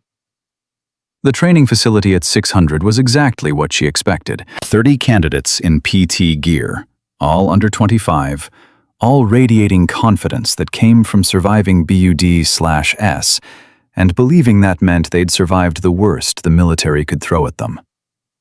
Sarah stood in front of them, wearing simple instructor uniform with Chief Petty Officer insignia and nothing else. No decorations, no ribbons. Nothing to indicate who she was or what she'd done. She let the silence stretch until it became uncomfortable. I'm Chief Callahan, she said finally. I'm going to teach you tactical combat casualty care, close quarters combat, and small unit tactics. Some of you are probably wondering why a woman is teaching combat courses to SEAL operators. Anyone want to voice that concern now? A candidate in the front row raised his hand. He was big, muscular, with the kind of swagger that came from being the best at everything he'd tried. Chief, no disrespect, but what qualifies you to teach us? Most of us just survived BUD/S. We've been tested pretty hard already. Sarah recognized the tone. Confident without being aggressive, questioning without being insubordinate. The same tone Brennan had used before everything changed. What's your name, candidate? Anderson, Chief. Prior service? No, Chief. Came straight in. Sarah nodded. BUD/S is hard. You should be proud you made it through. But BUD/S tests your physical limits and mental toughness. It doesn't teach you how to keep your teammates alive when everything goes wrong in denied territory. She paused.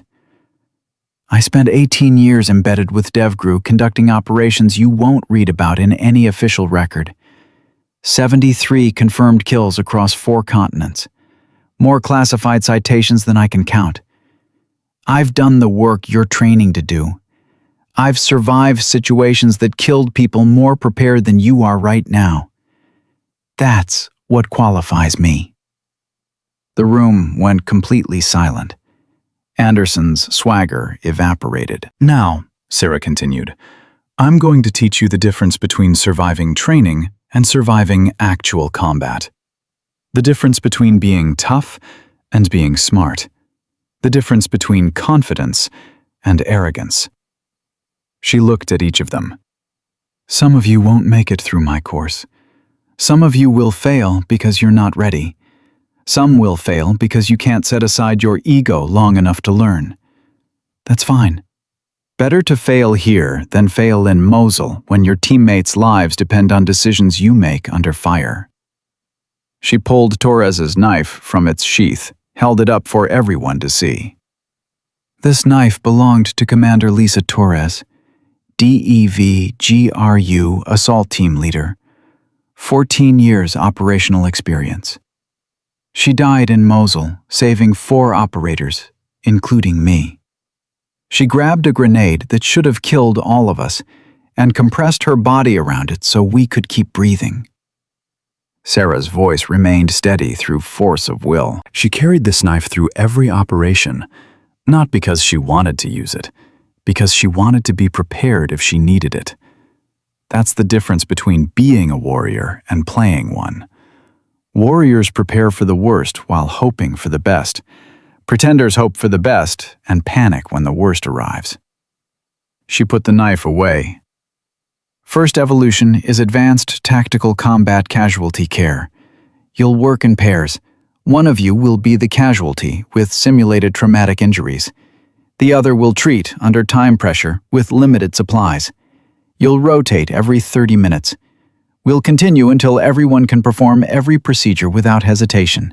She paused. Questions? Anderson raised his hand again.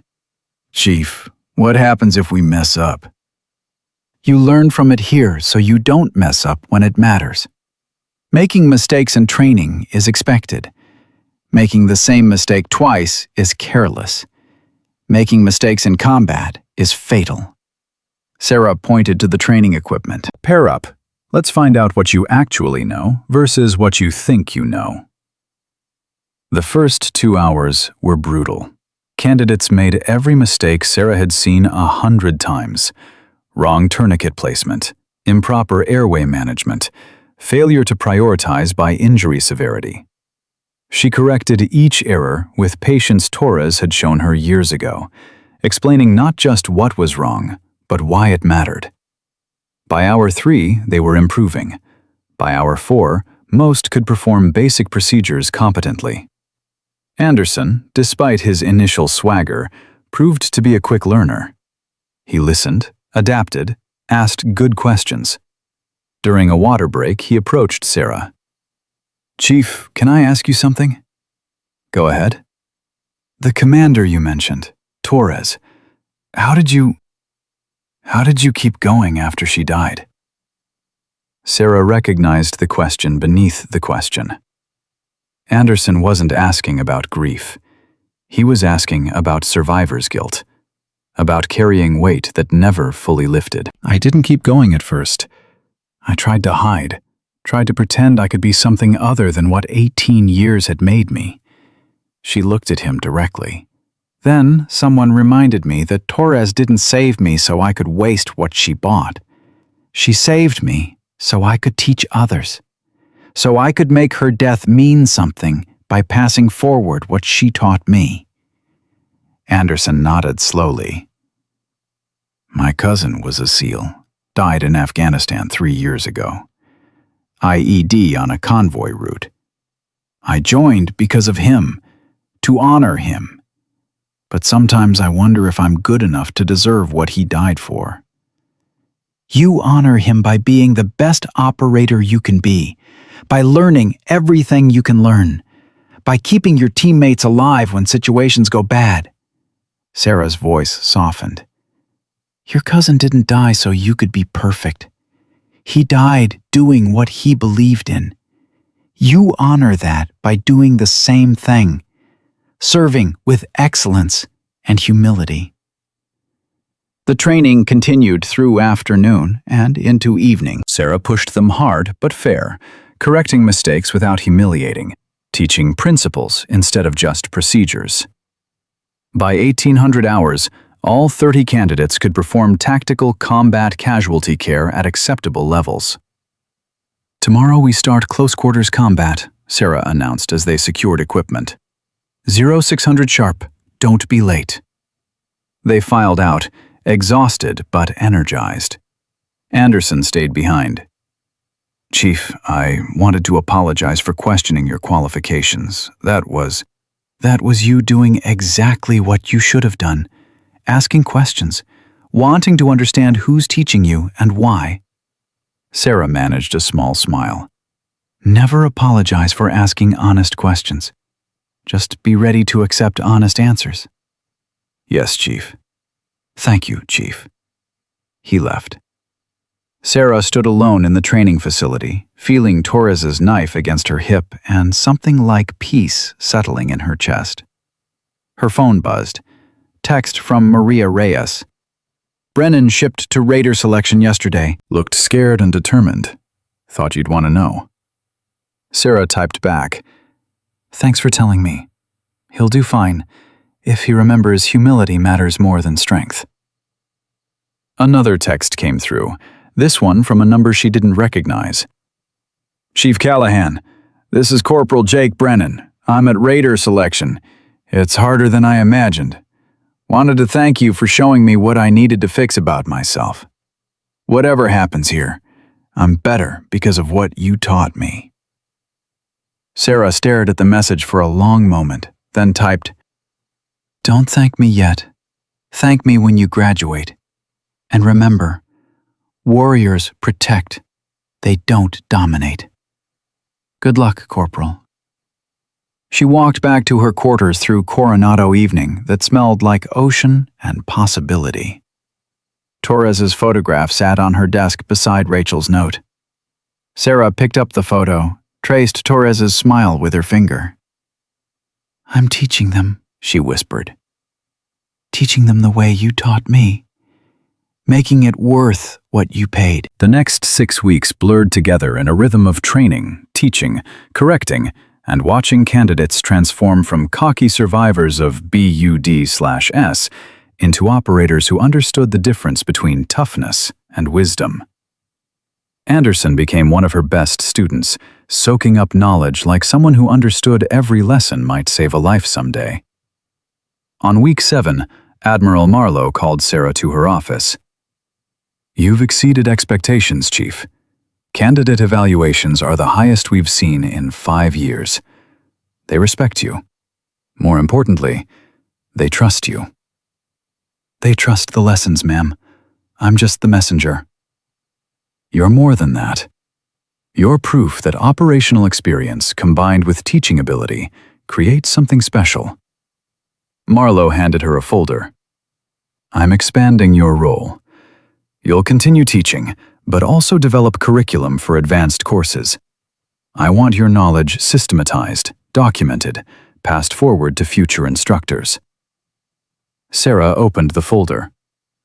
Inside were course outlines waiting for her expertise, lesson plans needing her experience, training evolution designs that would shape operators for decades.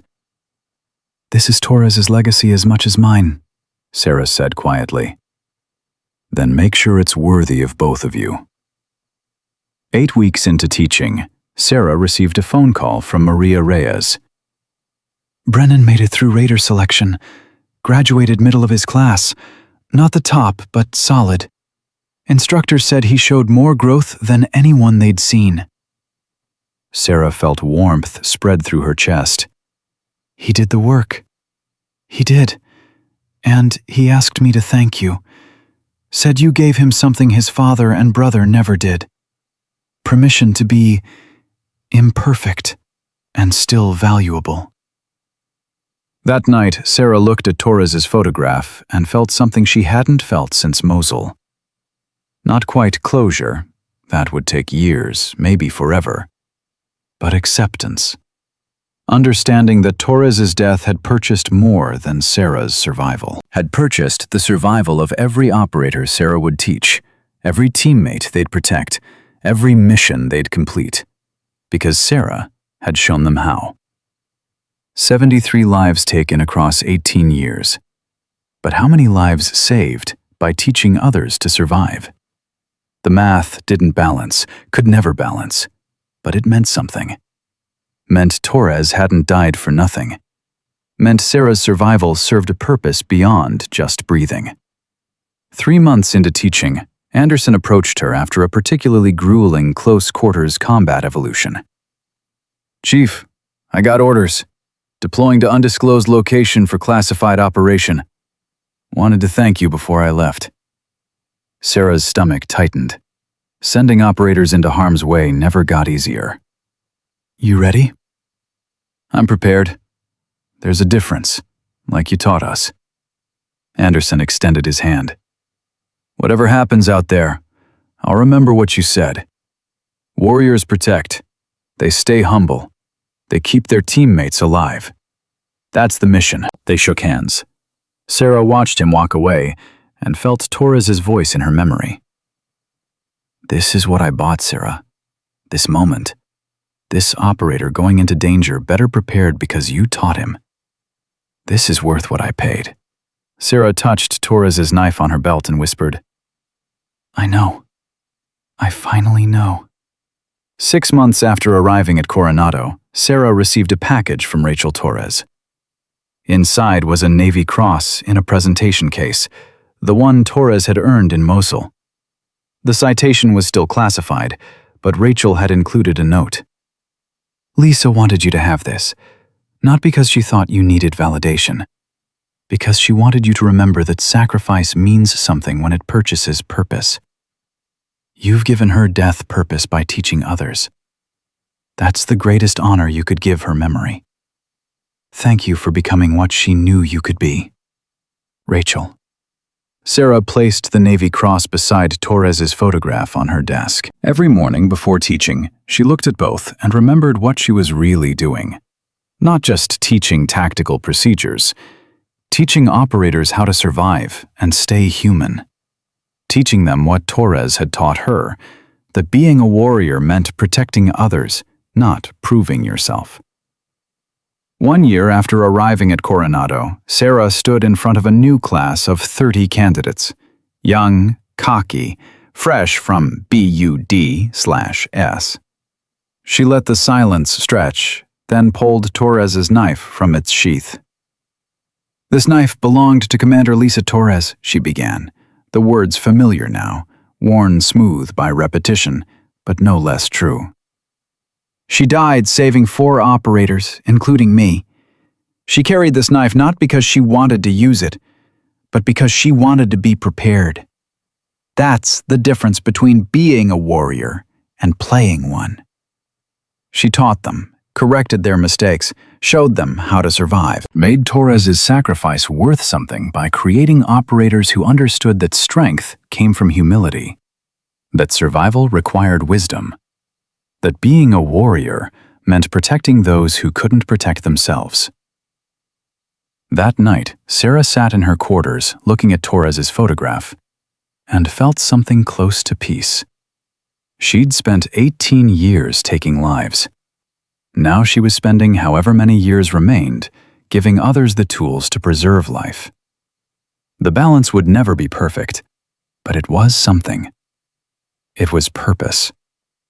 It was what Torres had bought with her death, and what Sarah would honor with her life.